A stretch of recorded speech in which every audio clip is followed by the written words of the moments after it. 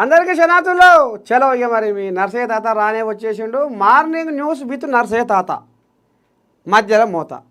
మరి పేపర్ల జాతకంలో ఏమేమి వచ్చింది, ఏమేమి శుద్ధులు ఉన్నాయి, ఏమేమి ముచ్చట్లు ఉన్నాయి, ఏంది ఏం కథ అనేది చిన్నగా పసిపడదాము.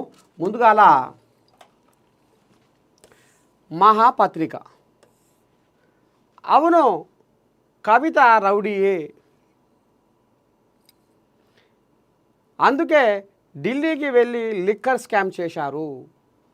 బీఆర్ఎస్ హయాంలో విక్రయించిన భూములపై చర్చకు సిద్ధం. టీపీసీసీ చీఫ్ అధ్యక్షులు మహేష్ కుమార్ గౌడ్. ఇప్పుడు మొన్న కవితమ్మ ఏమన్నది, నేను మా అయ్య లెక్క మంచోని కాదు, ఆడి తప్పడు పలికి బొంకడు మా అయ్య, దళితులకు 3 ఎకరాలు ఇచ్చిండు, నిరుద్యోగ భృతి ఇచ్చిండు, డబల్ బెడ్రూమ్ ఇచ్చిండు, ఫీజు రియంబర్స్మెంట్ కూడా పెండింగ్లో లేకుండా ఎప్పటికప్పటికి తశ్వ చేసిండు, బిల్లులు రాబట్టిండు. ఇక మా అయ్య మూత మోగిచ్చిండు, తెలంగాణను ఉద్ధరించిండు, మా అయ్య సానా మంచోడు, మా అయ్య తెలంగాణ రాష్ట్రానికి కావలి కుక్క లెక్క ఉన్నాడు. మీరే అర్థం చేసుకోవాలి. అయితే అంత మంచిగా చేసిండు కాబట్టి మాయ మంచోడు, కానీ నేనే రౌడీ టైపుని, మాయ లెక్క కాదు నేను. మాయ కేసీరావు చాలా మంచోడే, మాయ లెక్క కాదు నేను రౌడీ టైపుని అని ఆమె ముద్ర చేసుకుంది.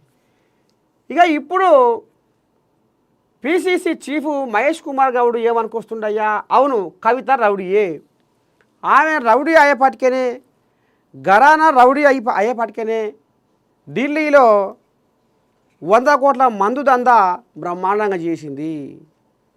ఆ బుద్ధులు, ఆ లక్షణాలు అవన్నీ ఉన్నాయి కాబట్టి, రౌడీ లక్షణాలు, రౌడీ బుద్ధులు, రౌడీ వ్యవహారం ఉంది కాబట్టి ఆమె ఢిల్లీలో 100 కోట్ల మందు దందా విచ్చలవిడిగా జగం మోగిచ్చింది అనేది ఇప్పుడు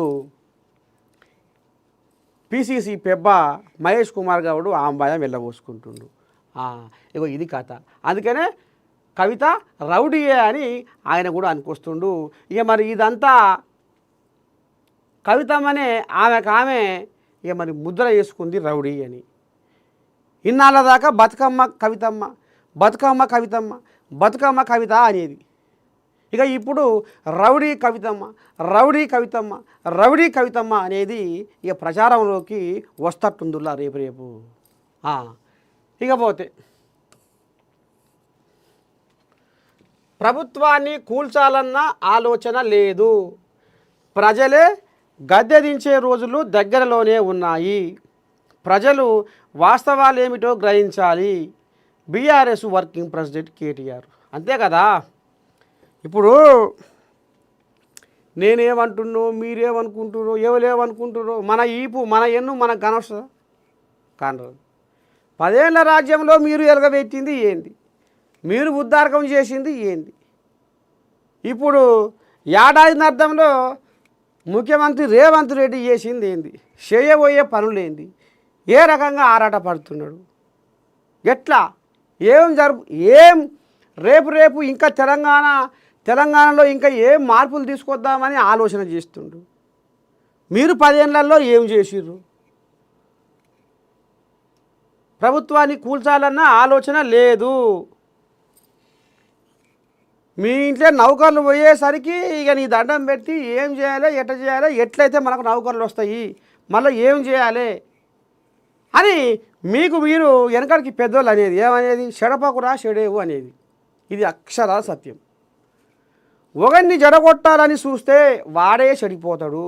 ఇది జగమెరిగిన సత్యం. ఇప్పుడు వీళ్ళేం చేస్తుర్రు, మాటకు మొన్న కొత్త ప్రభాకర్ రెడ్డితో ఒక గాలి మాట మొత్తం ఊదిరు శంఖం పెట్టి, ప్రభుత్వాన్ని పడగొట్టమంటుర్రు, బిల్డర్లు పారిశ్రామికవేత్తలు మాకు సపోర్ట్ చేస్తామంటుర్రు, పైసలు ఇస్తామంటుర్రు, ఎమ్మెల్యేలని కొనుగోలు చేయమంటుర్రు, కాంగ్రెస్ ఎమ్మెల్యేలను అని ఆయన చిలక పలుకు వలికే.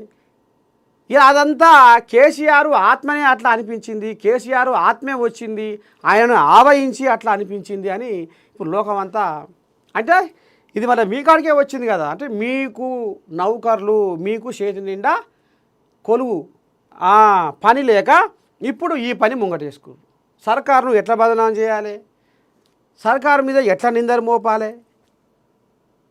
అనేది మీరు ముంగటేసుకుంటున్నారు. కానీ అసలైన నిజాలు ఏందో జనాలకు తెలుసు. నువ్వు కూడా అంటున్నావు కదా, వాస్తవాలు, ప్రజలు వాస్తవాలు ఏమిటో గ్రహించాలి. జనాలు వాస్తవాలు గ్రహించరు కాబట్టే మొన్న మీ తోక కత్తిరిచ్చిర్రు.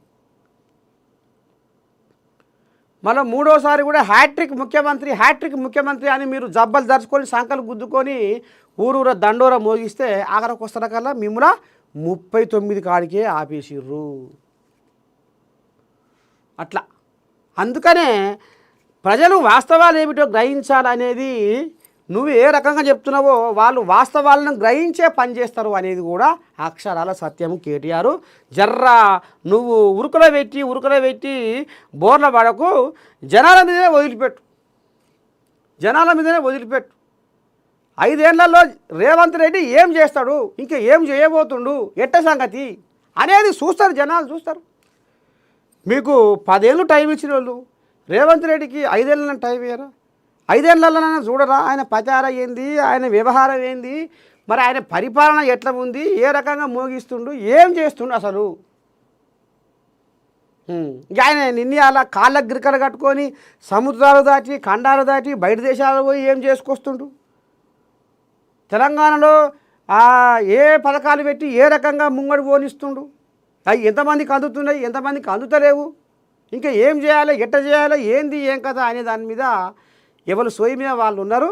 ఇప్పటికైతే నువ్వు జర్రంతా కొంచెం కచ్చపెచ్చ వ్యవహారం కాకుండా జనాలే గ్రహిస్తారు అనే ఒక నినాదంతో అదే మనసులో పెట్టుకొని ఉండు. నువ్వు జనాలే వాస్తవాలు ఏందో ముందు బయట పెడతారు. జపాన్లోను రేవంత్ దూకుడు, తెలంగాణలో మరో భారీ పెట్టుబడి, ఫ్యూచర్ సిటీలో కొత్త ఇండస్ట్రియల్ పార్కు ఏర్పాటు, ప్రాజెక్టు మొదటి దశలో 600 ఎకరాల్లో పార్కు అభివృద్ధి, వ్యాపార దిగ్గజం మారుబెనీతో 5,000 కోట్ల పెట్టుబడులు ఒప్పందం, 65 దేశాల్లో మారుబెనీ కంపెనీ కార్యకలాపాలు, తొలి దశలో 1000 కోట్ల పెట్టుబడి, 30,000 ఉద్యోగాలు. తెలంగాణలో పెట్టుబడులకు ప్రభుత్వం పూర్తి స్థాయి మద్దతు ఇస్తుందని భరోసా. ఇది జపాన్ పోయిండు, ఇంకా షెడ్డో పాటో మరి ఆడ మారుబేరీ కంపెనీ వాళ్ళతో మాట్లాడిండు.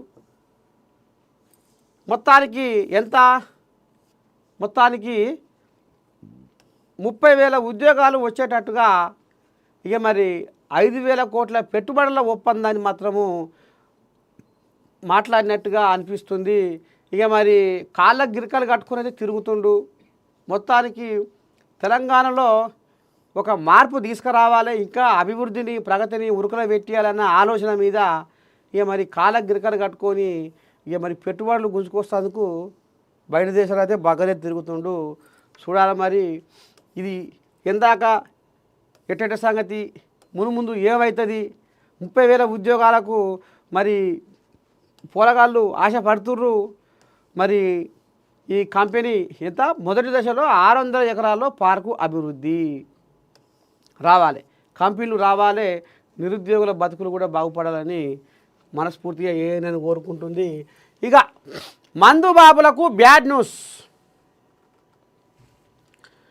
రామా రామా రామా ఈ ఎండాకాలం అని చల్లటి బీర్లు అని సకల బాధలు ఉన్నా ఇక మరి మేము బీర్లను మాత్రం వదిలిపెట్టమైనవి.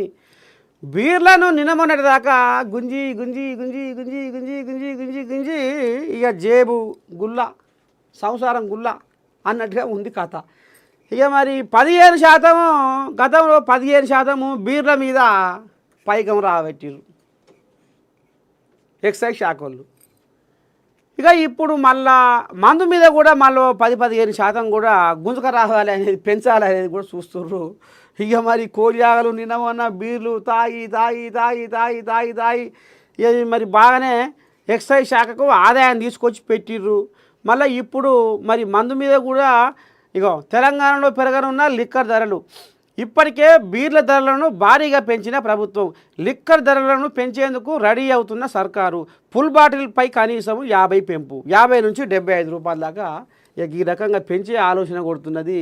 ఇక మరి ఎట్లా చేస్తారో ఏం కథో కడుపుసాల ఉండా ఈ ఎక్సైజ్ శాఖతోటి ఇక మరి ఎంతో కొంత ఆదాయాన్ని అందిస్తున్నారంటే పాపం తాగుబోతుల కడుపుసాల ఉండా ఈ తాగుబోతులే.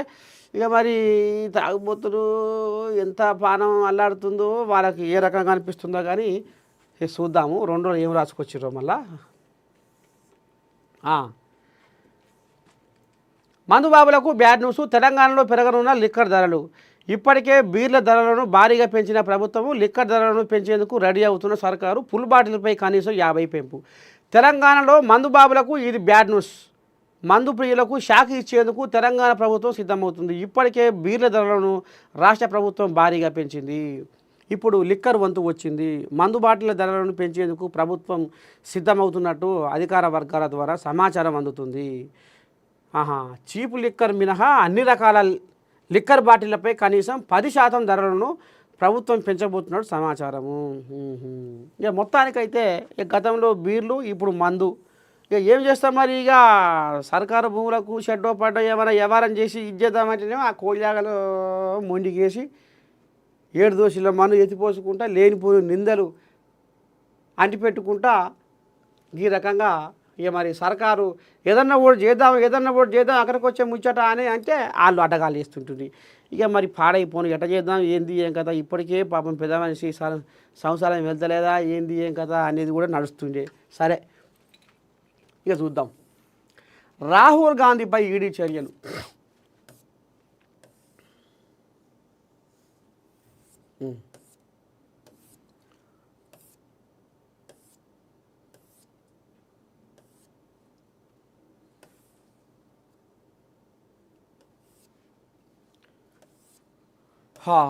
ఇంకేముంది? ఆదివారం వార్త పెద్దది. ప్రభుత్వ ఆసుపత్రుల్లో ఖాళీలపై మంత్రి ఆరా.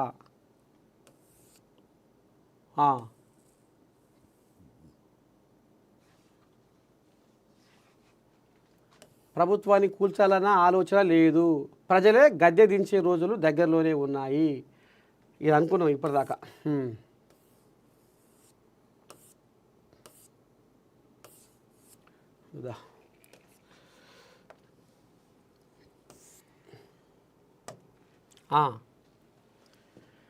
రేవంత్ సర్కారు కుంభకోణాలపై ప్రధాని మాట్లాడరేం? ఆయన కుంభకోణాలు చేస్తుండట, ఈయననేమో నోరు మూసుకొని ఊకుంటుండట. ఒక్కసారి తెర మీదకి పోతే ఎవరి కథ ఏందో అర్థమవుతుంది. ఇప్పుడు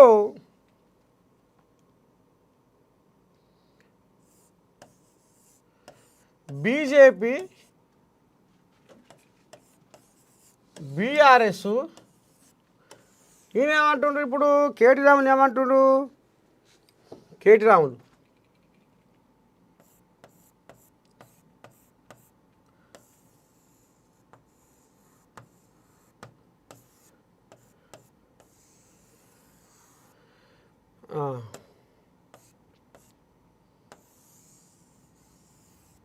ఇప్పుడు ఈయన ఏమంటుండు? రేవంత్ కుంభకోణాలపై నోరు మెదపని మోదీ అన్నట్టుగా మాట్లాడుతుండు. అంటే బీఆర్ఎస్ అది కాంగ్రెస్ బీజేపీ ఒకటే అన్నట్టుగా ఇప్పుడు కేటీ రాములు ఆంబాయం వెళ్ళబోసుకుంటుండు. అంతేనా? మంచిగా వచ్చిందా అన్నట్టుంది బాగా.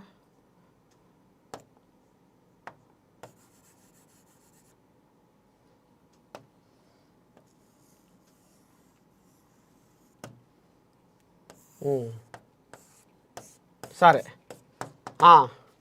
ఇప్పుడు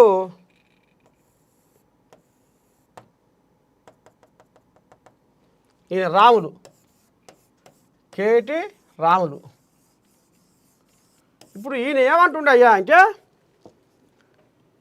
రేవంత్ కుంభకోణాలపై మోడీ ఎందుకు నోటికి కుట్లేసుకొని ఊకుంటుండు అనేది తెర మీద తీసుకొచ్చిండు. ఇప్పుడు మనం ఏం చెప్తున్నామంటే ఇక్కడ బీజేపీ బీఆర్ఎస్ ఒక్కటే అనేది ఇప్పుడు నేను స్పష్టం చేయబోతున్నది. అమ్మా ఎట్లా ఏంది ఏ కథ అంటే ఇప్పుడు జనాలకు అందరికీ ఎరుకున్న ముచ్చట ఒకటి ఎలిచిపారింది. ఏందది అంటే పార్లమెంటు ఎలక్షన్లలో పక్కేసుకొని పండుకున్న బీఆర్ఎస్ చేతకాక లాభం లేదని చేతులు ఎత్తేసిన బీఆర్ఎస్ ఏం చేసింది, బీజేపీకి వంత వాడింది. అప్పుడు బీజేపీ 8 సీట్లు సాధించగలిగింది. ఇది అక్షరాల కరీంనగర్ జిల్లా సాక్షిగా ఆడియోలు మొత్తం వైరల్ అయిపోయినాయి. ఎట చేద్దాంరా ఈసారి ఏం చేద్దాం, ఏముంది ఇక మనది బీఆర్ఎస్ పని అంత ఇక వండుకున్నట్టే, ఇక లాభం లేదు, ఇక షెడ్డో పడ్డో ఇక బీజేపీలకే సపోర్ట్ చేద్దామంటారుగా మనోళ్ళు. నాకైతే మన ఎమ్మెల్యే అల్లాళ్ళు మరి ఇక గదే చెప్పిర్రు, మన చోటా మోటా నాయకులు ఎమ్మెల్యేకి ఇట్లా గీముచ్చడే చెప్తుర్రు. ఇక మరి ఏం చేద్దాం, ఇక బీజేపీలకే చేద్దాం పాయ్. ఈ ఆడియోలు మొత్తం గందరగోళము సృష్టించినాయి, సోషల్ మీడియాలో వైరల్ అయినాయి. బీజేపీ వాళ్ళకు బీఆర్ఎస్లు సపోర్ట్ చేసిర్రా అనేది తేడతెలం అయింది. ఇంకా మొన్న వచ్చేవరకైనా ఎమ్మెల్సీ ఎలక్షన్లలో ఏది పట్టభద్రుల ఉపాధ్యాయ ఎమ్మెల్సీ ఎలక్షన్లలో ఇక వీళ్ళ ఈ బీఆర్ఎస్ అనేది ఊసు లేదు పాసు లేదు. ఈ పాడైపోయి ఎట చేద్దాంరా ఏం చేద్దాం ఎట చేద్దామని పాడియన్ గారు అని కార్యకర్తలు అసలు నామూష్ అయిపోయారు. ఏంది గందరగోళం గిందాకు వచ్చే మన కథ. ఇక ఇంట్లో లోపటాక బీజేపీ వాళ్ళకే ఇది చేసిరు కాబట్టి అవి 2 నొక్కొచ్చినాయి అనేది ఇది కూడా కొంత గెలిచిపారింది. అంటే ఇది తెలంగాణ జనాలు దీన్ని పసిగట్టిరు. ఇక ఈయన పార్లమెంట్ ఎలక్షన్లలో కథ ఎందుకు నడిచింది, బీజేపీ వాళ్ళకు 8 సీట్లు ఎట్లా వచ్చినాయి అంటే ఆ కథ ఏందో ఇప్పుడు చెప్పుకున్నాం, అది జనాలకు ఎరికే. ఎమ్మెల్సీ ఎలక్షన్లలో కథ జరిగింది కూడా జనాలకు ఎరికే. ఇప్పుడు మనం ఏం చెప్పుకోవాలయ్యా అంటే బీజేపీ బీఆర్ఎస్ ఒకటే అనేది ఇప్పుడు సుప్రీంకోర్టు ఏం చెప్పింది, కంచె గచ్చిబౌలి భూములు ఏదైతే హెచ్సియు భూముల వ్యవహారం ఉందో దీని మీద సుప్రీంకోర్టు తీర్పు ఏమిచ్చింది, ఈ 400 ఎకరాలు సర్కార్వే అని తీర్పిచ్చింది. అంటే గతంలో కేసీరావు ముఖ్యమంత్రిగా ఉన్నప్పుడు కూడా వీటి మీద కొట్లాట నడుస్తుంది. ఇక కేసీరావు నీ దండం పెడితే కంచె కనబడ్డ భూమినల్లా కబ్జా పెట్టి కథం పట్టించుర్రు బీఆర్ఎస్ నాయకులు అనేది తేడతెల్లమైంది. అడుగున మొత్తం భూముల దందే. అందుకనే ఈ భూముల దంద సాపుగా నడవాలని ధరణితోటి దంద తాగిచ్చిర్రు. ఇక వీళ్ళు ఇప్పుడు ఏమన్నాడు, రేవంత్ కుంభకోణాలపై మోదీ సప్పుడు గంట ఊకుంటుండు అనేది బయటకు వస్తుంది కదా. ఇప్పుడు ఆయనే అంటుండు కదా. మరి ఇప్పుడు ఉప్పల్ బగాయతు, కోకాపేటు, ఖానామేటు, మియాపూరు, బాచుపల్లి, బుద్వేలు, హైదరాబాదు చుట్టూరా మొత్తము 1000 కోట్ల భూములు అమ్మిండు. అవి నేను పథకాలకు పెడుతున్నా, నేను దానికి పెడుతున్నా, నేను దీనికి పెడుతున్నా అని ఏం చెప్పిండో, ఏం చేసిండో, ఎంత మట్టకి ఇచ్చిండో, ఏం కథ అనేది జనాలకు కూడా తెలుసు. ఈయన ఇక ఈ రకంగా తెలంగాణలో ఉన్న భూములన్నీ ఇక మరి జిల్లాలలో ఉన్న భూములను ప్లాట్లను ఏడి కాడికి పగ్గంపాటు చేసి అమ్ముకున్న గనుడు ఎవరయ్యా అంటే కేసీరావు. అయితే ఇప్పుడు మనం అసలు ముచ్చట మన తప్పుదారి పోతుంది. బీజేపీ బీఆర్ఎస్ ఒకటే అనేది మనం ఇప్పుడు ఎట్లా చెప్పబోతున్నాం అంటే 400 ఎకరాలు కంచె గచ్చిబౌలిలో 400 ఎకరాలు ఏదైతే ఉన్నదో దీని మీద కొట్లాట అవుతుందో ఇది సర్కారువే అని సుప్రీంకోర్టు తీర్పిచ్చింది. అమ్మా ఇక రేవంత్ రెడ్డి ఎట్లా బిర్రుగవుతాడో ఏమో. రేవంత్ రెడ్డి సంసారం తెలంగాణ సంసారాన్ని ఇక సాగదీస్తాడు, ముందుకు తీసుకుపోతాడు. ఈయన చేతులలో గలగలనకుండా చెయ్యాలి. ఎట్ట చెయ్యాలి, ఏదో ఒకటి గాయించాలి. ఏదో ఒకటి పుల్ల వేయాలి, దీని మీద చర్చ నడవాలి. రేవంత్ రెడ్డి ఆగం చేస్తుండు, ప్రజల సొమ్మును లూటి చేస్తుండు, సర్కారు భూములను మొత్తం ఆగం పట్టిస్తుండు అనేది మొత్తం దీన్ని రాష్ట్రం కాదు దేశ వెలుపున దీనికి అన్ని ఫేక్ వీడియోలు, నెమలీలు ఏడ్చినట్టు, జింకలు అరిచినట్టు, ఏనుగులు ఉరికినట్టు, బోర్ల పడ్డట్టు, కింద మీద పడుకుంటా ఉరికినట్టు అన్ని ఫేక్ వీడియోలు తయారు చేసారు. తప్పుడు వీడియోలు సోషల్ మీడియాలో తయారు చేసి ఆడియోలు వీడియోలు మాత్రం దేశం వెళ్ళిపోయిన చక్కర్లు కొట్టించారు. ఆఖరికి వస్తకల్లా మళ్ళా ఏదైతే సుప్రీంకోర్టు ఈ భూములు 400 ఎకరాలు సర్కారు భూములే అని తీర్పు ఇచ్చిందో మళ్ళీ ఈ రచ్చ అంతా దేశం మీద చర్చ అవుతుంటే మళ్ళీ ఏం చేసింది సుప్రీంకోర్టు, లేదు లేదు అక్కడ చెట్లు బొట్లు మొత్తం కాంగ్రెస్ వాళ్ళు ఆగం చేసిరాట, పర్యావరణాన్ని కాపాడాలి కదా, మరి ఇట్లా విరుద్ధంగా ఎట్లా చేస్తారు, చెట్లని నరికేసిరాట అనేది. ఇప్పుడు వాళ్ళు ఏం చేసారు, అక్కడ మీరు ఈ జేసీబీలు గీసీబీలు ఏది పంపొద్దు ఏది చేయొద్దు పనులు ఆపాలని మళ్ళీ కోర్టు ఆర్డర్ చేసింది. ఇక ఎప్పుడైతే ఈ న్యాయస్థానం చెప్పే వరకైనా ఇక అట్లనే పనులు ఆగిపోయినాయి. ఇక ఇప్పుడు దీని మీద ఇప్పుడు చర్చ ఏం నడుస్తుంది, ఏంది ఏం కథ అంటే ఇక కోర్టు వీళ్ళకి మొట్టికాయలు వేసింది, వీళ్ళ తప్పు, ఇక కాంగ్రెస్ వాళ్ళ పని అయిపోయింది, కాంగ్రెస్ వాళ్ళు గింతకాడు దిగజారుతారు, కాంగ్రెస్ వాళ్ళు గిసవంటి పనులు చేస్తారు, గిదా న్యాయస్థానాలు వీళ్ళకు బుద్ధి చెప్పింది అని ఇప్పుడు ఇది రచ్చ రంబోలా మళ్ళా నిర్ణయాల మళ్ళీ మొదలుపెట్టిరు. ఇప్పుడు ఇది ఈడబోయి ఆడబోయి మళ్ళీ ఏమైంది, ఇప్పుడు ఈ పంచాయతీ గ్రీన్ ట్రిబ్యునల్ అనే జాతీయ సంస్థ గ్రీన్ ట్రిబ్యునల్ కంటపడ్డది. ఇది మొత్తం ఇప్పుడు ఈ పంచాయతీ అంతా కేంద్రం పరిధిలోకి వెళ్ళిపోయింది, కేంద్రం పరిధిలోకి వెళ్ళిపోయింది. ఇక ఇప్పుడు దీని మీద అది కట్టాలి, ఇది కట్టాలి, పార్కులు కట్టాలి, అది చేయాలి, ఇది చేయాలి అనేది మళ్ళీ ఒకటి తీసుకొస్తారు. కాబట్టి అనగా ఏకో పార్కు అది ఇది అని కూడా బీఆర్ఎస్లో కూడా ఎంట్రీగా. మరి ఇంట్లో పెద్ద పెద్ద పార్కులు పెద్ద పెద్ద వ్యవహారం చేయాలంటే మరి దానికి బలిసినోడే కావాలి కదా, అంతేనా? మరి బలిసినోడే కావాలంటే మళ్ళీ బలిసిన వాళ్ళు ఎవరుండరు? ఇప్పుడు అదాని, అంబానీ వీళ్ళే కదా దేశంలో బలిసిన వాళ్ళు. ఇప్పుడు ఈ పంచాయతీ కేంద్రం పరిధిలోకి వెళ్ళిపోయింది కదా. ఇక ఈ సుప్రీంకోర్టు మరి తీర్పు ఇంకా రేపు మరి ఇంక ఏమి ఇస్తుంది, ఏంది ఏం కథ అనేది ఎదురు చూస్తూ ఉన్నారు. ఈ లోప ఇది ఎటువంటి మళ్ళా బీఆర్ఎస్ వాళ్ళు బీజేపీ వాళ్ళు కలగలుపుకొని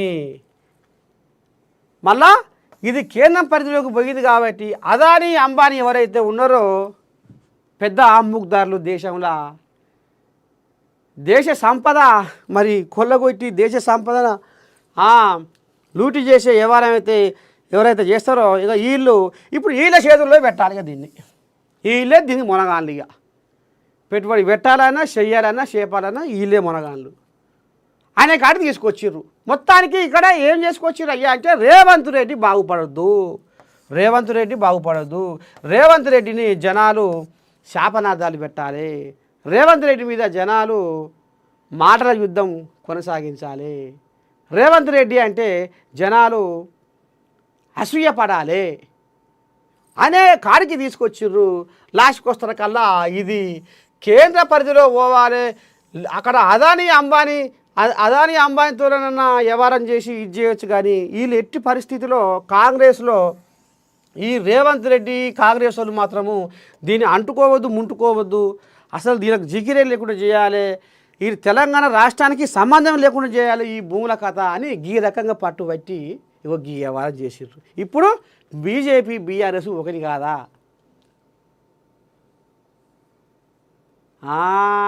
ఇది అసలైన కథ. ఇట్లా మళ్ళీ పెద్దోళ్ళ కాడిపోతే పెద్దోళ్ళు ఎవరు ఉన్నారు ఇక అదానీ అంబానీలకే మళ్ళీ కట్టబెట్టే ఎవరిని తీసుకొద్దాము. వీళ్ళు మాత్రము కాంగ్రెస్లో రేవంత్ రెడ్డి మాత్రము దీని మీద అసలు ఆశ వదులుకున్నట్టే ఉండాలి. రేవంత్ రెడ్డి కుర్తిలో పడ్డ ఎలుకోలే తన్నాడాలి, రేపు రేపు జనాలు గిట్టనా గది గట్టనా అని శాపనార్థాలు పెట్టాలి, తిట్టాలి. రేవంత్ రెడ్డి అంటే ఇసుకు పడతట్టుగా చెయ్యాలి జనాలకు అనేది ఇక ఈయనే ఇప్పుడు కేటీ రావులు కంకణం కట్టుకొని బీజేపీలతోటి లోపాయికారి ఒప్పందాలు, చీకటి ఒప్పందాలు చేసి దొంగతనంగా కలిసి ఆఖరికి వస్తారకల్లా ఇగో గీ వ్యవహారము ఇది. ఈ 400 ఎకరాల భూముల పంచాది కేంద్రం పరిధిలోకి పోవాలి. గోవిందా గోవిందా. తెలంగాణ సమాజం బాగుపడొద్దు, తెలంగాణ జనాలు బాగుపడొద్దు. ఇప్పుడు ఏమైంది? ఇప్పుడు చేతిలో లేకుండా అయిపోయింది పని. సుప్రీంకోర్టు 400 ఎకరాలు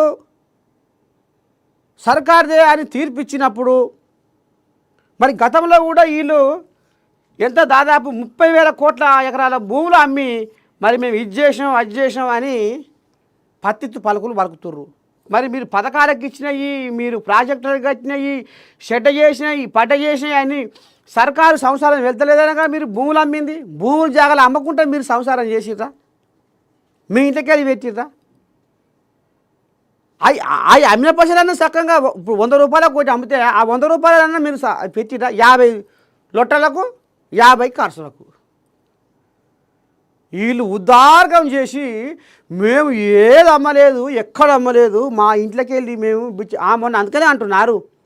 ఆ మాట అన్నందుకన్నా జనాలకు అర్థం కావాలి. మొన్న అది పోతే ఇంకా కేసీఆర్ పామోలు కాడికి పోతే వాళ్ళు అంటుర్రు, ఎక్కడి తాత వరదరాజుల గుడి కట్టిస్తున్నారు, కట్టియలేదు. కూలగొట్టి కట్టిస్తామన్నారు, కట్టియలేదు, మాట తప్పిర్రు. మరి ఏందయ్యా సారు గిట చేస్తుంది అని పోయి అడిగితే ఆయన కన్నా ముందుగాల శోభమే అంటుంది, మాకే పైసా కరువు అయింది, మాకే పైసలు వెళ్తలేవు, మా సంవత్సరమే వెళ్తలేదు. ఇట్లా అంటే వీళ్ళు ఏ భూములు జాగాలు అమ్మకుండా ఏం చేయకుండా వీళ్ళు పాపం ఇంట్లోకి వెళ్ళి తోడి తెలంగాణ సమాజాన్ని ఉద్ధరించారు. ఇప్పుడు ఆఖరికి వస్తారు కల్లా ఇప్పుడు నష్టం ఎవరికైంది? ఇది ఇప్పుడు ఈ పంచాది కంపు అయ్యి నష్టం ఎవరికైంది? తెలంగాణ జనాలకే అయ్యింది. తెలంగాణ సమాజము ఇప్పుడు ఏం ఆలోచన చేస్తుందో చెయ్యాలి. అట్లా ఇప్పుడు ఏమైంది? మనకు బీజేపీ బీఆర్ఎస్ ఒకటే అనేది నిర్ధారణ అయిపోయింది. దీనికి ఇప్పుడు మనం 100 మార్కులు వేసుకోవాలి. ఇది కథ. గిసంటి భాగవతాలు ఉంటాయి వీళ్ళు రాజకీయంలో. మరి ఏందనుకుంటారు? ఊరినే అనుకుంటారా?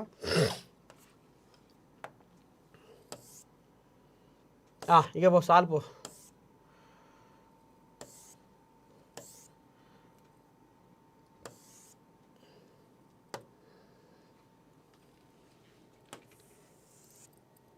ఇంట్లో ఏముంది? ఫ్యూచర్ సిటీకి మారుబేని వీళ్ళు కూడా రాసుకొచ్చారు. రాష్ట్రపతిని సుప్రీంకోర్టు ఆదేశించజాలదు. రాష్ట్రపతిని సుప్రీంకోర్టు ఆదేశించజాలదు. ప్రజాస్వామ్య శక్తులపై అనుక్షిపణని ప్రయోగించరాదు. ఏ పేపర్ ఇది? ఈనాడు. జడ్జీలు సూపర్ పార్లమెంటులా వ్యవహరిస్తారా? ఏం జరుగుతుంది? ఎటు వెళ్తున్నాము? జీవితంలో ఇలాంటివి చూడాల్సి వస్తుందనుకోలేదు. ఉపరాష్ట్రపతి ధన్ఖడ్ తీవ్ర వ్యాఖ్యలు. రాష్ట్రపతి ఫలానా సమయంలోగా నిర్ణయాలు తీసుకోవాలంటూ సుప్రీంకోర్టు ఆదేశించజాలదని ఉపరాష్ట్రపతి జగదీప్ ధన్ఖడ్ స్పష్టం చేశారు. పరిశీలన నిమిత్తం గవర్నర్లు పంపిన బిల్లులపై 3 నెలల గడువులోగా రాష్ట్రపతి నిర్ణయం తీసుకోవాలని సుప్రీంకోర్టు ఇటీవల ఒక కేసులో చెప్పిన నేపథ్యంలో ఆయన తీవ్ర వ్యాఖ్యలు చేశారు. రాజ్యసభలో ఆరోగ్యాచి ఇంటర్స్ను ఉద్దేశించి గురువారం ఆయన ప్రసంగించారు. చూద్దాం మరి ఈ పంచాయతీ ఎందాక పోతుందో ఏం కథ.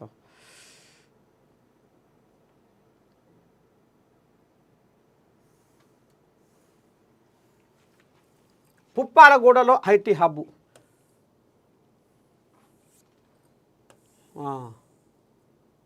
కేటగిరీ 4 రుణాలకే ఆసక్తి.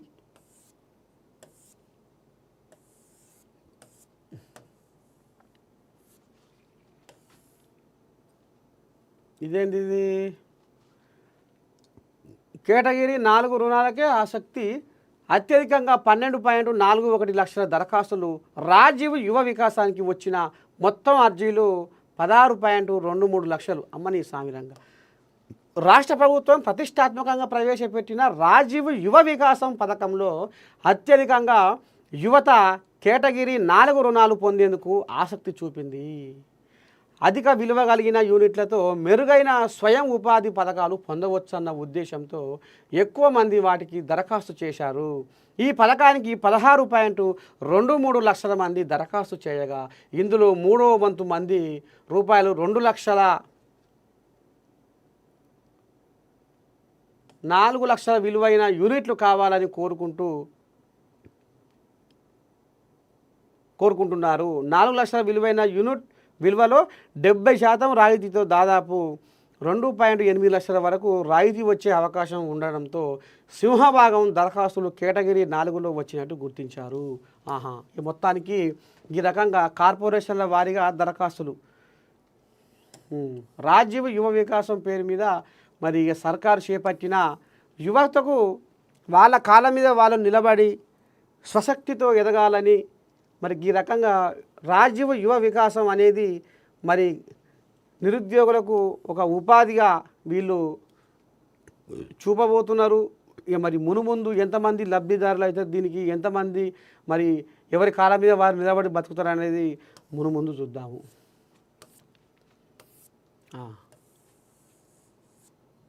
ఇంకేముంది పిల్లగా?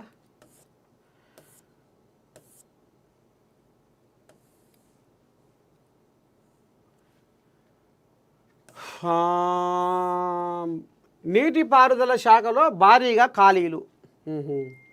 ఈఎన్సి పోస్టులో ఎవరు లేరు. 57 మంది. ఎస్సీలకు 17 చోట్ల మాత్రమే రెగ్యులర్ అధికారులు. ప్రాజెక్టుల నిర్మాణంతో పాటు నిర్వహణపైన ప్రభావం చూపే అవకాశం. పెండింగ్లో ఉన్న పదోన్నతుల ప్రక్రియ. ఇక ఖాళీలను పూర్తి చేయాలనేది ఆ కుర్చీలు భర్తీ చేయాలనేది అదొక కథ. ఇలా మంచి మంచి వార్తలు ఏవేమే.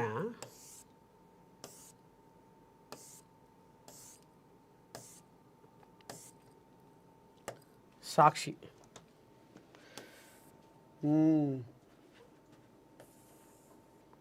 ఫ్యూచర్ సిటీలో మారుబేని పార్కు. రాజకీయ కక్షతోనే ఛార్జ్ షీట్లో సోనియా రాహుల్ పేర్లు. గుజరాత్ అసెంబ్లీ ఎన్నికల్లో బీజేపీని ఓడించేందుకు వస్తున్నామని రాహుల్ గాంధీ పార్లమెంటు సాక్షిగా చెప్పడంతోనే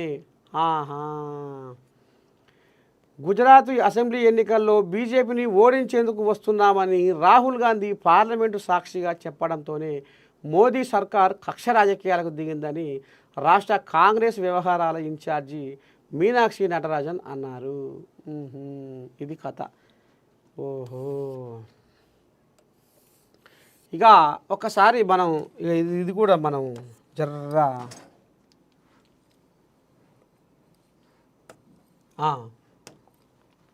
ఏఐసిసి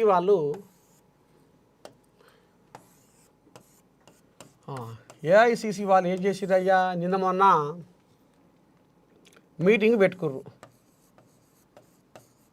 ఏడా గుజరాత్లో.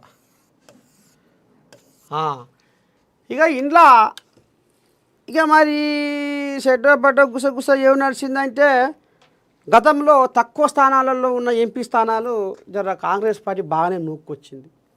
అమ్మ ఇంత కాంగ్రెస్ పార్టీ జర్ర బలం పుంజుకుంటుంది. మరి ఎట్లా చేయాలి, ఏం చేయాలి, ఏదన్నా ఒకటి గెలియాలి అని ఇప్పుడు 12 ఏళ్ల కింది పంచాయతీని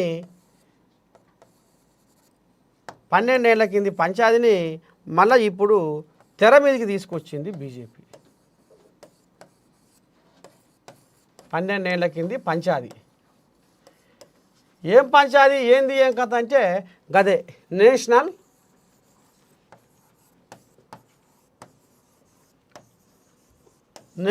హెరాల్డ్ అనే ఒక పత్రిక. ఇది ఆనాడు చాచా నెహ్రూ స్థాపించిన పత్రిక. మరి బ్రిటిష్ వాళ్ళనే గడగడలాడించిన పత్రిక ఇది. ఓ నీతి లేని కుక్కలారా ఇంకెన్నాళ్ళు ఉంటారు మా రాజ్యంలో, మా దేశంలో. ఇంకెన్నాళ్ళు మమ్మల్ని పీల్చుకు తింటారు, పిప్పి చేస్తారు అని ఈ రకంగా మరి పగడ్బందీగా ఆనాడు వార్తలు రాసి బ్రిటిష్ వాళ్ళ గుండెల్లో రైళ్లు పరిగెత్తించి బ్రిటిష్ వాళ్ళను గడగడగడగడగడగడలాడించి ఆ రకంగా మరి జనాలను చైతన్యవంతులను చేయడంలో మరి ఇది పెద్ద పాత్ర పోషించింది అనేది అనుకుంటున్నాం ముచ్చట. ఇక ఇది ఇంత ఇలా నువ్వో నేను పావులో బేడో అన్నట్టుగా ఇక కొన్నాళ్లకు దీన్ని ముంగట తీసుకుపోయిర్రు. ఆఖరికి వస్తారు కల్లా ఇక ఇది జీతాలు ఇవ్వలేని పరిస్థితిలో ఇక వెనకబడిపోయింది, ఎట్ట చేద్దాం ఏంది ఏం కథ అని ఇక చిన్నగా మెల్లగా మళ్ళా ఇందులో 38% ఈ సోనియమ్మ రాహుల్ గాంధీ మళ్ళీ దీన్ని యంగ్ ఇండియా 2008 మూతపడితే మళ్ళీ వీళ్ళు యంగ్ ఇండియా అనే మళ్ళీ దాని పేరు మీద వీళ్ళు ఈ వాటాలు ఈ పర్సంటేజ్లతోటి మళ్ళీ యంగ్ ఇండియా పేరు మీద దీన్ని నడిపిస్తే ఇక ఇంట్లో కోట్ల రూపాయలు దేశ సంపద ప్రజల సొమ్ము లూటి చేసిర్రు, దోసుకున్నారు అని ఇక వీళ్ళు బీజేపీ వాళ్ళు ఇక ఈడీ వాళ్ళకు వేడి పుట్టించి ఉసిగొల్పి ఇక ఈ రకంగా ఇప్పుడు వీళ్ళంట ఇది ఇక తరాలు పోయినా తరాల నాని పంచాయతీ కూడా ఇప్పుడు తెర మీద తీసుకొచ్చి బీజేపీ వాళ్ళు ఆట గమ్మిస్తున్నారు అనేది ఇప్పుడు లోకం మీద నడుస్తున్న ముచ్చట. మరి పొడుగు నుంచి పొడుగు దాకా ఎప్పటికీ మీరే ఉంటారా? మా రాజ్యం రావద్దా? మా పాలన రావద్దా? మేము బలంగా కావద్దా? మా కాంగ్రెస్ పార్టీ బలంగా పుంజుకుంటుంటే మీకు ఎందుకు మీ కన్ను మంతున్నాయి అనేది ఇక ఇప్పుడు వీళ్ళు మాటకు గిచ్చి పంచాయతీ పెట్టుకుంటున్నారు, మాతోటి గిచ్చి పంచాయతీ పెట్టుకుంటున్నారు. మా మీద మేము ఎదుగుతుంటే మా పార్టీ ఇంకా బలంగా పుంజుకుంటుంటే కన్ను ఓర్వక వీళ్ళ మీద ఎట్లా అక్రమ కేసులు పెట్టాలి, వీళ్ళను ఏ రకంగా ఇరుకున పెట్టాలి, ఎట్లా ఇబ్బందుల పాలు చేయాలి అని ఇప్పుడు బీజేపీ వాళ్ళు మళ్ళీ ఈ 12 ఏళ్ల పంచాయతీ నేషనల్ హెరాల్డ్ పత్రిక ఈ పంచాయతీని మళ్ళీ ఇప్పుడు తెర మీద తీసుకొచ్చి ఇక ఈడీ వాళ్ళతో కథ నడిపిస్తున్నారు. ఇక ఈ ఛార్జ్ షీటు, బోర్డు షీటు, ఇది అది వేసే వరకల్నే ఇక వీళ్ళు కాంగ్రెస్ వాళ్ళు నిన్న పట్నం హైదరాబాదులో ఈడీ ఆఫీసు ముందల మూత మోగిస్తున్నారు, ధర్నా చేస్తున్నారు. మీరు అక్రమంగా కేసులు కట్టిర్రు, మీరు అనవసరంగా మమ్మల్ని ఇబ్బంది పెడుతున్నారు, రాజకీయ కక్షతోటే మీరు మా మీద పగ తీర్చుకుంటున్నారు అని ఇక ఈ రకంగా ఇక నిన్న కాంగ్రెస్ వాళ్ళు ఇక మరి మీనాక్షి నటరాజను, పిసిసి చీఫ్ మహేష్ కుమార్ గౌడ్, మంత్రులు వాళ్ళు వీళ్ళు చోటామోటా నాయకులు ఇక కొన్ని కోళ్ళాగలు జిల్లాలకు వెళ్ళి కూడా వచ్చినాయి. కొన్ని కోళ్ళాగలు జిల్లాలకు వెళ్ళి కూడా వచ్చినాయి. ఇక మరి షెడ్డో పడ్డో ఇది ఇట్లా అది అట్లా అని మాట్లాడిర్రు. మరి ఈ పంచాయతీ ఏడికి పోతుంది, ఏంది ఏం కథ అనేది ముందు చూద్దాము. మొత్తానికి బీజేపీ వాళ్ళు కాంగ్రెస్ను బలంగా కానియొద్దు, కాంగ్రెస్ను ఎప్పుడు మూదాడేసి గుంజినట్టే ఉంచాలి, కాంగ్రెస్ను కిందికే తొక్కాలి, కాంగ్రెస్ను మనము పైకి రానియద్దు అన్న ఒక దురుద్దేశంతో వీళ్ళు మా మీద అక్రమ కేసులు పెడుతున్నారని ఈ రకంగా కాంగ్రెస్ కోళ్ళాగలు నిన్న రచ్చరాంబోలో చేసినాయి.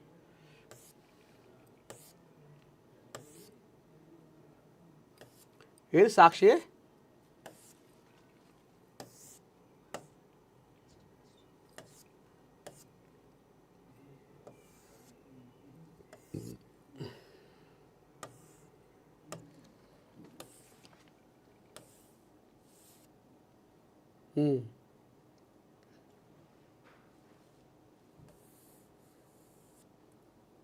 ఇంకేముంది?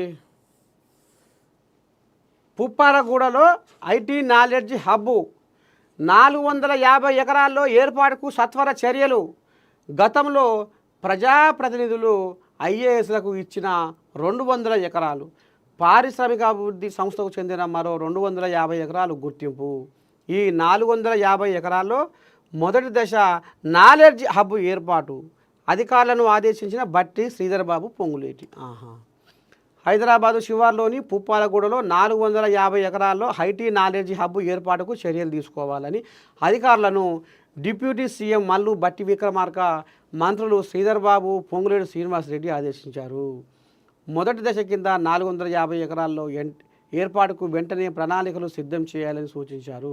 గతంలో ప్రభుత్వం ఎమ్మెల్యేలు, ఎంపీలు, ఐఏఎస్లు, ఐపీఎస్, రెవెన్యూ అధికారులకు స్పెషల్ పోలీసు మ్యూచువల్ కోఆపరేటివ్ సొసైటీకి కేటాయించిన 200 ఎకరాలతో పాటు పారిశ్రామిక అభివృద్ధి సంస్థకు చెందిన మరో 250 ఎకరాల స్థలంలో ఐటీ నాలెడ్జ్ హబ్ను ఏర్పాటు చేయడానికి చర్యలు తీసుకోవాలని కోరారు. మొత్తానికి మళ్ళొక పుప్పాలగూడలో ఐటీ నాలెడ్జ్ హబ్ను కూడా ప్రభుత్వము మరి ఏర్పాటు చేసేందుకు మరి పచ్చ జెండా ఊపబోతుంది. చూద్దాం.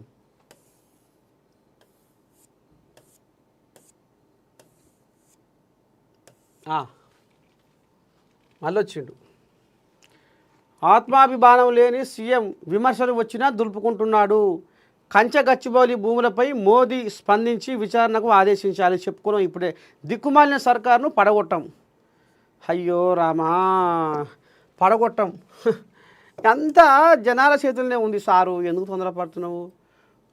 భూభారతితో అన్నదాత కష్టాలు తీరుస్తాం. దొరగారి ధరణితో పాతాళానికి రైతులు. భూభారతి అవగాహన సదస్సులో పొంగులేటి.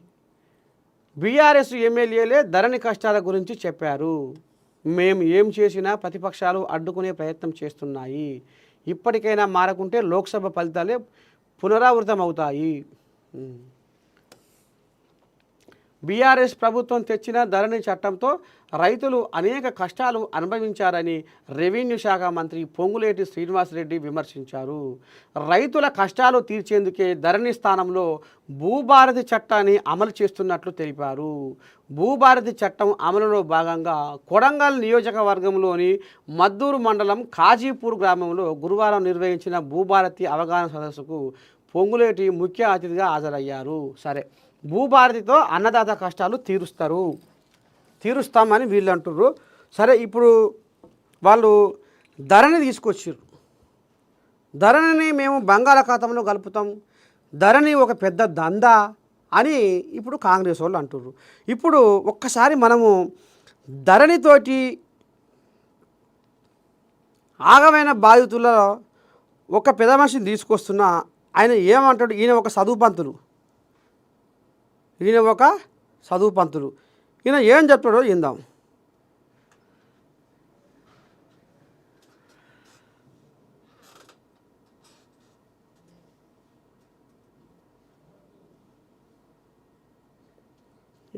నెంబర్ దొరుకుతలేదండి.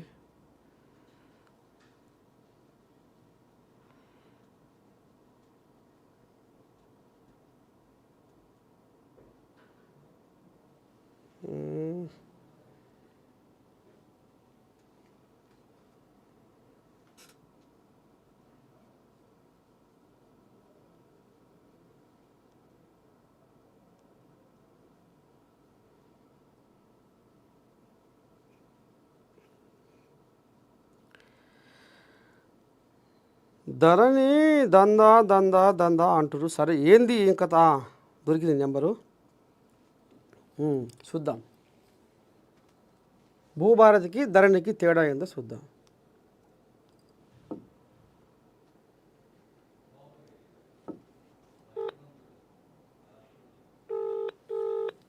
భూభారతితో అన్నదాత కష్టాలు.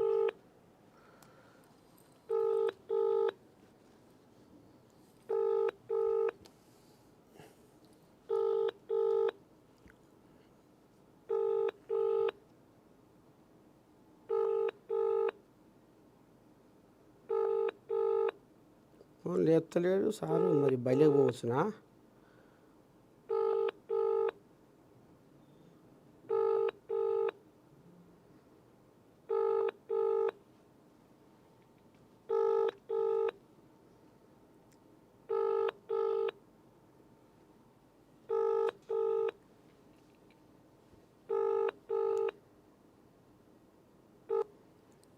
సరే, ఇంకో ఆయనకు ఫోన్ చేద్దాము.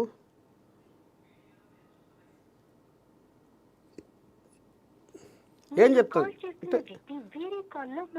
ఇంకో ఎవరితో మాట్లాడుతుంది.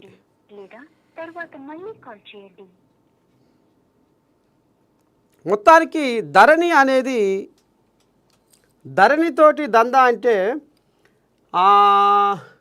మీ సేవల చుట్టూ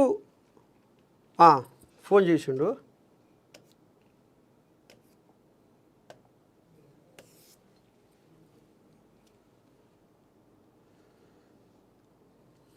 సార్ నమస్కారం సార్.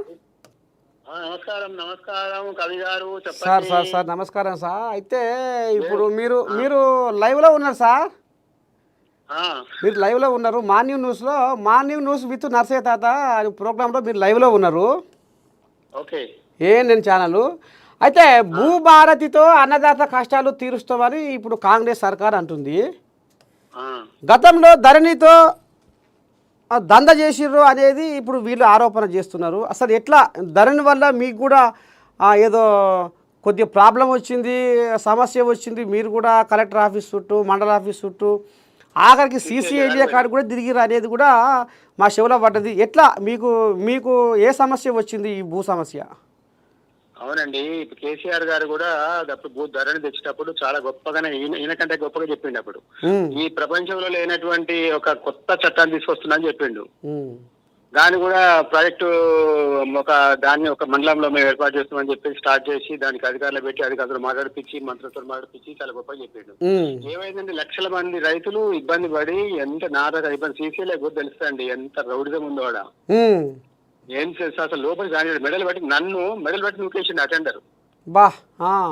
లోపలికి పోతుంది కనీసం విజిటింగ్ అవర్స్ ఉంటాయి. ఆ విజిటింగ్ అవర్స్ లో కూడా సార్ లోపల ఉంటే లోపల అక్కడ రానియరు. అక్కడ ఏంటంటే అంత పాకిస్తాన్ బార్డర్ ఉన్నట్టు ఉంటుంది అది. అంత నిలబట్టి బయటికి వరకు నూకొచ్చి మెట్ల మీద నూకేసినాను. ఏంది సార్ ఇప్పుడు మీకు వచ్చిన భూ సమస్య ఏంది? నా మొత్తము బ్యాంక్ లోన్ లో నేను క్రాప్ లోన్ తీసుకున్న తర్వాత మళ్ళీ రిన్యూవల్ చేసుకోవడానికి 1 వీక్ కోసం పోయినా. పోయేసరికి మీ సేవలు ఏం చెప్పిండు, సార్ మీ పేరు భూమి లేదని చెప్తుండు. అది ఏంటండి మొన్ననే తీసుకున్నా కదా లోన్ తీసుకున్నా కదా లేకపోవడం ఏంటంటే లేదు సార్ అది నోషల్ ఖాతాలో పడ్డది సార్ 2 గుంటలు ఉంది. మొత్తం 5 ఎకరాల 30 గుంటలకు 2 గుంటలు ఇచ్చిపెట్టి 5 ఎకరాల 28 గుంటలు నోషల్ ఖాతాలో కొట్టేసిండు ఎవడో మహానుభావుడు కంప్యూటర్. అబ్బా. దానికి సంతకం ఎంఆర్ఓ తహసీల్దార్ సంతకం పెట్టాలి, దాన్ని తంబెయ్యాలి, వేస్తేనే అవుతుంది లేకపోతే కాదు. వీళ్ళ నిర్లక్ష్యంతో కంప్యూటర్ కొట్టగానే ఓపెన్ చేసి పెట్టేసి నేను 3 ఏళ్ళు తిరిగిన. ఎంత ఇబ్బందో చెప్పండి. భూమి మొత్తం అలా కొట్టేసేస్తే అందరూ ఎవరు ఆన్సర్ చెప్పారు. ఎంఆర్ఓ ఆన్సర్ చెప్పాడు, కలెక్టర్ పోతే ఆన్సర్ చెప్పాడు, ఆర్డీఓ ఆన్సర్ చెప్పాడు, ఆ సీసీలో పోతే రానియారు, ఎవరేం చెప్పారు. అంటే చెప్పాలంటే ఇప్పుడు రెవెన్యూ అధికారులు కూడా ఇప్పుడు వాళ్ళు మా పరిధి కాదు, అసలు మా చేతుల్లోనే లేదు, ఏమన్నా అవకతవకలు అది చేయాలంటే నా చేతులు లేదని ఎంఆర్ఓ అని, నా చేతులు లేదని కలెక్టర్ అని. అసలు తెలియదు. అది ఆ మాడ్యూల్స్ ఏంటో తెలియదు. ఏ మాడ్యూల్ పెట్టాలి దీనికి కూడా తెలియదు వాళ్ళకు. ఏ మాడ్యూల్ పెడితే ఎంత వస్తుందో తెలియక పంపిస్తే కలెక్టరేట్ పోయిన అప్లికేషన్ మళ్ళీ వాపస్ వచ్చినాయి. ఒక 6 నెలలు పట్టింది. మళ్ళీ 6 నెలలకు మళ్ళీ మొదలు పెట్టి మళ్ళీ తీసుకుపోయినాం. మళ్ళీ మాడ్యూల్స్ మార్చినాం. మరి 2 ఎకరాలు పెట్టుకోమన్నారు. ఉన్న మొత్తం భూమి పెడదామంటే పెట్టే కాస్తారన్నారు. 2 ఎకరాలు పెట్టుకున్నాం. మళ్ళీ ఇంకో 2 ఎకరాలు పెట్టుకొని మళ్ళీ ఎకరాలు పెట్టుకొని పెద్దగల 3 ఏళ్ళు అయింది. అంటే ఇప్పుడు ఈ దరఖాస్తుల పేరు మీద ఏపాటి ఓడిపించుకున్నావు పశలు 1,00,000. ఇక ఇది కథ. చాలా 10,000 ఎక్కువ కట్టినండి. ఎందుకంటే నా భూమి నేను నిరూపించుకోవాలి. నిరూపించుకోవడానికి ఎక్కడ అంటే నేను భూమి కొన్నప్పుడు ఏదైతే ప్రాసెస్ ఉందో అవన్నీ తీసుకురావాల్సి వచ్చింది. మళ్ళీ రిజిస్ట్రేషన్ ఆఫీస్కి పోయినాం, నల్గొండకు పోయినాం, నల్గొండ నుంచి మళ్ళీ అక్కడ డిస్ట్రిక్ట్ ఆఫీస్ నుంచి మళ్ళీ రిజిస్ట్రేషన్ నుంచి మళ్ళీ దాని కాపీ తెచ్చినాం. మళ్ళీ రావణపేట రిజిస్ట్రేషన్ తీసుకొచ్చినాం. ఎంఆర్ఓ ఆఫీస్కి పోయి మళ్ళీ దాని పానీ నకలు అవన్నీ అవి తీసుకొచ్చినాం. అయినా వేడికి పోవాలని డబ్బులు కట్టాలి. మొత్తగా గవర్నమెంట్ చేయదు. మరి ఇప్పుడు కాంగ్రెస్ సర్కారు భూభారతి అని తీసుకొచ్చింది. మరి ఇప్పుడు ఇలా నీకు న్యాయం జరుగుతుంది అని ఒక నమ్మకం ఏర్పడుతుందా? మరి వీళ్ళు ఎందుకంటే బ్రహ్మాండంగా 1% కూడా లేదు. ఎందుకు లేదంటే పైన ఉండి వాళ్ళు మాట్లాడతారండి, కింద ఎంత ఉంది వ్యవస్థ. కమిషనరే కరెక్ట్ లేడు, ఆన్సర్ ఇవ్వడు. కమిషనరే కలవలేము, కలెక్టర్ కలవలేము. కలెక్టర్ దగ్గర అయితే మనకు అది ఎవ్రీ మండే ఉంది, వాళ్ళు మాట్లాడతారు, చాలా బాగా మాట్లాడతారు, వాళ్ళు ఆన్సర్ చెప్తారు, వాళ్ళు రాస్తున్నారు. కానీ కింద జరుగుతుంది పని. ఎందుకంటే వాళ్ళ పరిధిలో వాళ్ళకి పవర్స్ లేవు ఇంత ముందుకు. అంటే ఇప్పుడు వీళ్ళు ఏమంటారంటే ఇప్పుడు అధికారులు అంటే జనాలు ఆఫీసర్ల చుట్టూ ఆ కార్యాలయాల చుట్టూ తిరిగిర్రు చెప్పులు జరుగుతాడుగా, అది కాదు ఇప్పుడు అధికారులే ఊర్లలోకి వస్తారు అనేది ఇప్పుడు వీళ్ళు ముచ్చట చెప్పుకొస్తారు. మరి లేదు, ఆ బీఆర్ఎస్ గవర్నమెంట్ లో కూడా అధికారులు ఊళ్ళకే వచ్చారు. ఊర్లకే వచ్చి ఒక్కొక్క ఊరికి ఒక రోజు పెట్టి దాన్ని పరిష్కరించే ప్రయత్నం చేసిండ్రు. కానీ అప్లికేషన్స్ అన్ని కూడా గుట్టదాఖలు అయినాయి. ఏ గాలే ఇంతే గొప్పగా చెప్తుందండి. ఏ ప్రభుత్వం ఇట్లా చెప్తుందండి. కానీ అయితే సంతోషం అండి. వీళ్ళు తీసుకొచ్చింది చాలా గొప్పగా 14 నెలల నుంచి 10 నెలల నుంచి ఆలోచిస్తుండే మంత్రి గారు అని నేను ఆయన చెప్తుండే, వెంకరెడ్డి గారు చెప్తున్నారు. ఓకే, చేస్తే మంచిదే కదా. రైతుకు సమస్య లేకుండా ఉంటే బాగానే ఉంటది. రైతు సమస్య తీసుకొచ్చేస్తే ఇంకో రకంగా నెక్స్ట్ ఇంకోసారి రైతు మళ్ళీ ఇంకొక ఆప్షన్ ఎత్తుకుంటాడు. మరి పోయిన పోయిన బీఆర్ఎస్ హయాంలో ఎంతమంది రైతులు ఎందుకంటే మీరు సీసీఎల్ఏ దాకా పోయిర్రంటే అక్కడ కథ ఏం జరిగిందో మీరు కళ్ళారా చూసిరు, చెవులారా విన్నారు కాబట్టి ఎంతమంది రైతులు ఆగం కావచ్చు, ఎంతమంది రైతులకు ఏ రకంగా ఇబ్బందులు కలగవచ్చు ఈ ధరణి వల్ల? నేను అనుకుంటున్నా దాదాపు అక్కడైతే ఒక 30,000 నుంచి 40,000 అప్లికేషన్స్ నేను పోయినప్పుడల్లా పెండింగ్ ఉన్నాయని వాళ్ళు చెప్పారు, కానీ 1,00,000 మంది వరకు అయితే ఇబ్బంది అయింది. అబ్బా అబ్బా అబ్బా అబ్బా. 30 ఎప్పుడు పోయినా కూడా దాని నిండా కింద మీద పైన అంతా కూర్చొని ఉంటారు పాపం. ఎక్కడెక్కడి నుంచో వచ్చిన వాళ్ళు ఏం చేయలేదు, ఒక తెల్లగాయ మడుకొని వస్తారు తీసుకొని. ఏ సమస్యతో వస్తారు రైతురాడికి? అన్ని సమస్యలు ఇదే ఉన్న వాళ్ళ భూమి పట్టా భూమి అట్లా పడ్డది, ఇలా పడ్డది, పాస్బుక్ లో వస్తలేవు, అట్లా చూపిస్తలేదు, వేరే వాళ్ళ పేరు మీకు వచ్చేసింది, ఇట్లాంటి పేర్లు ఇట్లాంటి మాటలు వాళ్ళు అడిగితే చెప్పినటువంటి అనమాట. నాదైతే గవర్నమెంట్ ఖాతాలో కొట్టేసారు. నోషనల్ ఖాతా ఉంటది, ఆ నోషనల్ ఖాతాలో కొట్టిండు ఆయన. నోషనల్ ఖాతా అంటే ఇక అది సర్కారు ఖాతా అన్నట్టు. ఇక అది ఏంటో అర్థం కాదు, అంటే అది ఆకాశం ఉన్నా లేదు, కింద లేదు, మెత్తది ఎక్కడో ఉంది. అబ్బా, దాన్ని ఆకాశంలో ఉంటేనైనా పట్టుకోవచ్చు, కింద ఉంటే పట్టుకోవచ్చు, ఆ మధ్య దాన్ని ఏం పట్టుకుంటాం? ఎవరికి ఏం చేయాలో తెలియదు, అసలు ఏం లేదు. ఆ పైన బాగానే మాట్లాడతారండి, ఆ తర్వాత ట్రైనింగ్ చేసినప్పుడు ఆ టీచర్ అధికారులందరూ జాగ్రత్తగా వినాలి, అర్థం చేసుకోవాలి, అర్థం చేసుకున్న తర్వాత దాన్ని ఏం జరుగుతుందో మళ్ళీ ఇక్కడ వచ్చినటువంటి ప్రాక్టికల్ ఏం జరుగుతుందో చూడాలి, ఎమ్మటెమ్మటే రెస్పాండ్ అవ్వాలి. ఎక్కడండి అయితే లేదు కదా, అధికారులు ఎప్పుడైనా కలెక్టర్ ఎప్పుడైనా. ఇప్పుడు పొంగులేటి శ్రీనివాసరెడ్డి కూడా ఏమంటుండంటే భూభారతితో అన్నదాత కష్టాలు తీరుస్తాం, దొరగారి ధరణితో పాతాళానికి రైతులు, భూభారతి అవగాహన సదస్సులో పొంగులేటి. ఇప్పుడు వీళ్ళు 4 మండలాలను తీసుకురుగా పైలట్ ప్రాజెక్ట్ కింద. ఇంట్లో మా అధికారులకు అవగాహన సదస్సులు పెట్టి బ్రహ్మాండంగా మా మండల అధికారులే ఊర్లలోకి పోతారు, భూ గొడవలు లేకుండా తశ్వ చేస్తాం అన్నట్టుగా మాట్లాడుతున్నారు. మరి రేపు ఖచ్చితంగా మా సర్కార్ ద్వారా భూ గొడవలు లేకుండా వివాదాలు లేకుండా చేస్తామని అంటుర్రు. మరి నీకు అంటే విశ్వాసం లేదంటవా? అంటే అప్పుడు కూడా ఇలాగే ధరణి తెచ్చినప్పుడు కూడా అట్లే మాట్లాడేది కదా వాళ్ళు, అది కూడా పైలట్ ప్రాజెక్ట్ కింద తీసుకురు కదా. అప్పుడు కూడా మేధావులైన కలెక్టర్లు ఉన్నారు, కమిషనర్లు ఉన్నారు, ఎంఆర్ఓలు ఉన్నారు, అందరు ఉన్నారు కదా. అందులో సలహాలు రూపొందిస్తేందుకే చాలా టైం పట్టింది. మేము చాలా బిజీ, అన్ని రాష్ట్రాలు తిరిగి వచ్చి చేస్తున్నాం, ఇది ప్రపంచంలో ఎక్కడ లేదని చెప్పిండు ఆయన కూడా చెప్పిండు అప్పుడు పెద్ద మనిషి. ఇట్లా ఓగా రిజిస్ట్రేషన్ అయిపోద్ది అన్నాడు. ఇట్లా ఓగా రిజిస్ట్రేషన్ అయిపోయి బాగా లేవు, మీకు ఓగా కాగితం ఇవ్వగానే రిజిస్ట్రేషన్ చేస్తాడు, పిల్లల ముటేషన్ అవుతుంది, పట్ట అయిపోద్ది అని చెప్పిండు. మరి ఏదండి ఎన్ని ఇబ్బందులు పడరండి, ఎవరైనా పట్టించుకోరానండి, ఎవరైనా ఒక ఎమ్మెల్యే లెటర్ రాస్తే కూడా పట్టించుకోలేదండి ఆ సీసీఎల్. కవరింగ్ లెటర్ తీసుకొని పోతే కూడా దాన్ని తీసాక పక్కన పడేసిండాడు. ఇగో మొత్తానికి గిది మరి అష్ట కష్టాలు అనుభవించడము, మా కన్నీళ్ళనే కడుపు నింపుకొని మేము బాటసార్లం అయ్యి మేము తిరగని ఆఫీసులు లేవు, కలవని అధికారులు లేరు అన్నట్టుగా మరి ఇప్పుడు ధరణితోటి ఎవరైతే మరి దగాపడ్డ బతుకులలో మరి పెద్ద మనిషి మల్లికార్జున సార్ అని మరి ఇతను కూడా ఒక చదువు పంతులు, ఈయన కూడా ధరణితోటి నాకు అన్యాయం జరిగింది, నేను తిరగని ఆఫీసు లేదు, మరి కలవని అధికారులు లేరు అన్నట్టుగా ఈ రకంగా ఆయన మన ఏఎన్ఎన్ ద్వారా ఆంబాయం వెళ్ళబోసుకుంటుంది. కాబట్టి మరి ఇప్పుడు ఏదైతే కాంగ్రెస్ సర్కారు భూభారతి అని తీసుకొస్తుందో దీని ద్వారా నన్న సామాన్య జనాలకు మరి న్యాయం జరగాలి, మరి ఈ భూ తగాదాలు లేకుండా ఖచ్చితంగా ఒక న్యాయబద్ధంగా చేయాలనేది మరి ఏఎన్ఎన్ కూడా కోరుకుంటుంది. అయితే ఇది ఎంతసేపటికి నాయకులు, లీడర్లు, అధికారులు చెప్పడం వరకే కాదు, క్షేత్రస్థాయిలో మరి ఏదైతే ఊర్లలోకి పోయి ఖచ్చితంగా అక్కడ నేరుగా వీళ్ళే పోయి ఆ సమస్యను ఒక కొలిక్కి తీసుకొచ్చి పరిష్కారం చూపాలనేది కూడా మరి నేను కోరుకుంటుంది. ఇప్పుడు పెద్ద మనిషి మల్లికార్జున సార్ అన్న ముచ్చట ఏంటంటే చెప్పడం వరకే అయిపోతుంది, వాళ్ళు అదే చెప్పిర్రు, ఇప్పుడు వీళ్ళు అదే చెప్తున్నారు. కాబట్టి ఇది సంపూర్ణమైన న్యాయం జరగాలంటే ఖచ్చితంగా ప్రభుత్వం దీని మీద కింది స్థాయి అధికారుల మీద ఒత్తిడి తీసుకొస్తేనే జరుగుతుంది అనేది కూడా మనకు ఇప్పుడు తేడతెల్లమవుతుంది. సార్ నమస్తే, ఉంటాం మరి శనార్థి. ఇది కథ మొత్తానికి. ఆల్రెడీ మన మార్నింగ్ న్యూస్ విత్ నర్సయ్య తాత కార్యక్రమంలో మరి ఇంతటితోటి సెలవు తీసుకుందాం. రేపు పొద్దుగాల మళ్ళా కలుద్దాం. అంతవరకు మీరు ఏం చేయాలి, చూస్తూనే ఉండాలి మన ఏఎన్ఎన్. ఉంటా శనార్థి. అందరికీ నమస్తే.